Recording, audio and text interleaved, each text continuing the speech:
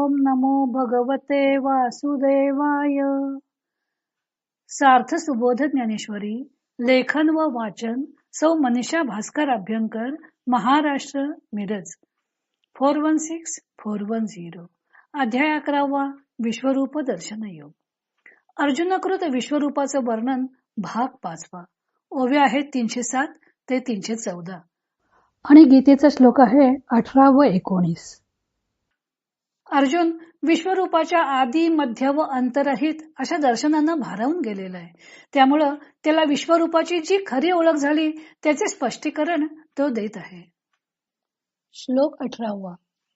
त्वमक्षरं परमं वेदितव्यं त्वमस्य विश्वस्य परं निधानं त्वमव्ययः शाश्वत धर्म गोप्ता सनातनस्त्वं पुरुषो मतो मे.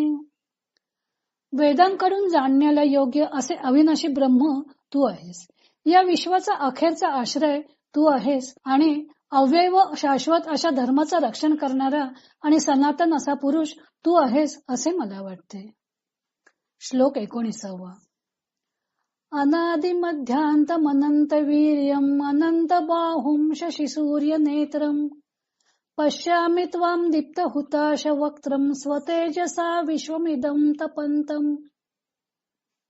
ज्याला आदी नाही, मध्य नाही व अंत नाही, ज्याच्या पराक्रमाला अंत नाही, ज्याचे बाहू अनंत आहेत, चंद्र सूर्य हे ज्याचे नेत्र आहेत, दीप्तिमान अग्नी ज्याचे मुख आहे व आपल्या तेजाने जो या विश्वाला जणू काय जाळून टाकीत आहे, असा तुला मी पाहत आहे. देवा तू अक्षर औटाविये मात्रेसी पर, श्रुती जयाचे घर दिवसिता आहाती. देवा आपण परब्रह्म आहात. आपण ओंकाराच्या 3.5 मात्रांच्या पलीकडे आहात व आपले ठिकाण वेद शोधित आहे. जे आकाराचे आयतन, जे विश्व निक्षेपैक निधान, ते अव्यय तो गहन अविनाशजी. जे आकार मात्राचे घर, जे विश्वरूपी ठेवेची एकच खाण, असे जे अविकार गहन व अविनाश, ते महाराज आपण आहात. तू धर्माचा ओलावा, अनादि सिद्ध तू नित्य नवा, जाणे मी 37वा पुरुष विशेष तू. तू धर्माचा जिव्हाळा आहेस, तू मूळचाच सिद्ध आहेस व नित्य नवा आहेस व तू 36 तत्वाहून निराळा असा 37वा एक अलौकिक पुरुष आहेस असे मी जाणतो. तू आदी मध्यांत रहितू, स्वसामर्थ्ये तू अनंतू, विश्वबाहू अपरिमितू, विश्वचरण तू. तू आदी मध्य व अंतरहित आहेस. स्वतःच्या सामर्थ्याने तू अनंत आहेस. तुला सर्व बाजूने असंख्य हात व पाय आहेत. जगातील सर्व हात व पाय हे तुझे हात व पाय आहेत व तुझ्या स्वरूपाला मर्यादा नाही. पै चंद्र चंडांशू डोळा, दावितासी कोप प्रसाद लीळा, एका रुससी तमाची या डोळा, एका पाळीतोसी कृपादृष्टी. आणि चंद्र व सूर्य या तुझ्या डोळ्याने तू कोपाच्या व कृपेच्या लीला दाखवत आहेस व तू कोणावर कोप कटाक्षाने रागवतोस व कोणाचा कृपादृष्टीने सांभाळ करतोस.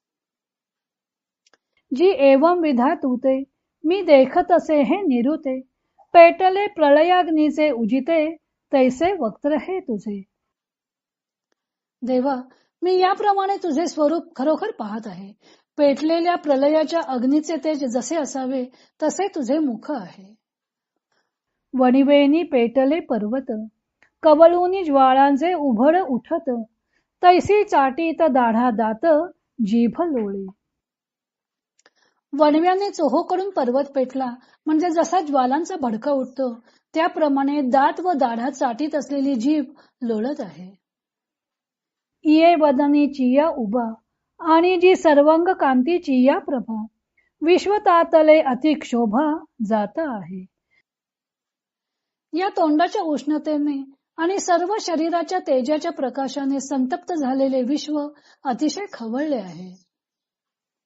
किरीटिनम गदिनम चक्रिणम च या 17व्या श्लोकात अर्जुनाला विश्वरूपातही किरीट, गदा आणि चक्र धारण करणारे रूप व्यक्त होत असलेले दिसलं होतं.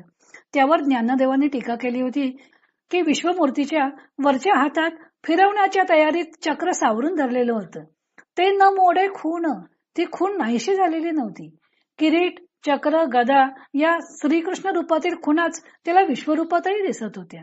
अर्थातच त्या विश्वरूपात त्याला ज्या अनेक मूर्ती दिसत होत्या त्यामध्ये श्रीकृष्णाच्या स्वरूपात दिसणारी ती चिन्हे होती. यावरून त्याची खात्री झाली की हे विश्वरूप म्हणजे मनाचा खेळ नसून श्रीकृष्णानेच ते विश्वरूप धारण केलेले आहे. म्हणून अर्जुन आता त्याचे त्याला कळलेल्या खऱ्या स्वरूपाचं वर्णन करत आहे. गीतेत अर्जुनाला वाटतं की जाणून घेण्यास श्रेष्ठ असे अविनाशी तत्व, विश्वाचे सर्वश्रेष्ठ आश्रयस्थान म्हणजे श्रीकृष्णच आहेत. श्रीकृष्णच अव्यय व शाश्वत अशा धर्माचे रक्षण करणारे सनातन पुरुष म्हणजे परब्रह्म आहेत. कारण परब्रह्माप्रमाणेच त्या विश्वरूपाला आदी मध्य अंत नाहीत. त्याचे 2 डोळे म्हणजे जणू काही चंद्र सूर्यच आहेत, तर तेजस्वी अग्नी हे त्याचं मुख आहे. आपल्या तेजाने जणू काही सर्व विश्वाचा ते विश्वरूप ग्रास करत आहे असं अर्जुनाला दिसत आहे. ज्ञानदेवानी या 2 श्लोकांवर 8 ओव्यांची टीका लिहिलेली आहे. या श्लोकातील प्रत्येक पदाचा अर्थ मार्मिकपणे स्पष्ट केलेला आहे. श्रीकृष्ण परब्रह्म स्वरूप आहेत हे स्पष्ट करताना त्यांनी श्रीकृष्णांचे विशेषणे वापरून वर्णन केलेले आहे. श्लोकात त्वम अक्षरम असे शब्द आहेत. ज्ञानदेवाने त्याचे देवा तू अक्षर असं म्हणून श्रीकृष्ण परमात्मा स्वरूप आहेत हे स्पष्ट केलं. म्हणजे ते कधीही नाश न पावणारे तत्व आहेत, परब्रह्म स्वरूप आहेत. परमम वेदितव्यम या पदांचं स्पष्टीकरण करताना परमम म्हणजे औटावीये मात्रेसी पर आणि श्रुती जयाचे घर गिबसीत अशा 2 प्रकारे केलेले. श्रीकृष्ण म्हणजे ओंकाराच्या 3.5 मात्रांच्या पलीकडे असणार असं परमतत्व आहेत. परमात्मा रूप जाणून घेण्यास योग्य असं आहे. म्हणून वेद त्याचे घर शोधतात असं माऊलींनी म्हटलेलं आहे. श्रीकृष्ण परमात्मा स्वरूप असल्यामुळं त्यांचे वेदाला सुद्धा वर्णन करता आलेलं नाही. श्लोकात विश्वस्य परम निधानम असं म्हटलेलं आहे. विश्वाचा ठेवा ज्यामध्ये ठेवला जातो असं स्थान. ज्ञानदेव त्यासाठी आकाराचे आयतन व विश्व निक्षेप निधान असे शब्दप्रयोग करतात. विश्व म्हणजे नानाविध आकाराने युक्त अशी सृष्टी, सर्व आकार मात्रांचं आश्रयस्थान. सर्व आकाराने युक्त अशी सृष्टी त्याच्यामधूनच उत्पन्न झालेली असल्यामुळं सर्व आकारांचे श्रीकृष्ण हे आश्रयस्थान आहेत. ते विश्वरूपी ठेवेची खाणच आहेत. श्लोकातील अव्यय शब्दासाठी त्यांनी अविकारी, गहन व अविनाशी अशी शब्दयोजना केलेली आहे. श्लोकात धर्म गोप्ता असं म्हटलेलं आहे. त्यासाठी ज्ञानदेव धर्माचा ओलावा असा शब्दप्रयोग करतात. ओलावा हा पाण्याचा असतो. ओल असते त्या अर्थी तेथे पाणी आहे हे कळून येते. श्रीकृष्ण धर्म गोप्ता म्हणजे धर्माचे रक्षण करणारे आहेत, धर्माची ओल टिकवून ठेवणारे आहेत. श्लोकातील सनातन या शब्दासाठी त्यांनी अनादिसिद्ध आणि 37वा पुरुष असं म्हटलेलं आहे. सांख्यशास्त्राने प्रकृती, महत, अहंकार, पंचतन्मात्रा, पंचमहाभूते, 11 इंद्रियांचा समुदाय अशी कार्यप्रपंचाची प्रकृतीची 24 तत्व व त्या व्यतिरिक्त 25वा पुरुष मानलेला आहे. गीतेत 13व्या अध्यायात सांख्यांच्या प्रकृतीलाच क्षेत्र असं म्हटलेलं आहे आणि पुरुषाला क्षेत्रज्ञ म्हटलेलं आहे. तेथे 5व्या व 6व्या श्लोकात क्षेत्राची 36 तत्व सांगितलेली आहेत. त्या संबंधानं सनातन पुरुषाला ज्ञानदेवाने 37वा पुरुष असं म्हटलेलं आहे. 19व्या श्लोकातील आदी मध्यांत रहित, अनंत वीर्य व अनंत बाहू असलेला या शब्दांसाठी तेच शब्द वापरलेले आहेत. पण शशिसूर्य नेत्रम या शब्दाचे स्पष्टीकरण त्यांनी डोळ्यांच्या कार्यासह केलेले आहे. शशिसूर्य नेत्र म्हणजे चंद्र व सूर्याप्रमाणे नेत्र असलेला. ज्ञानदेव कल्पना करतात की विश्वरूपाचे 2 डोळे म्हणजे चंद्र आणि सूर्य.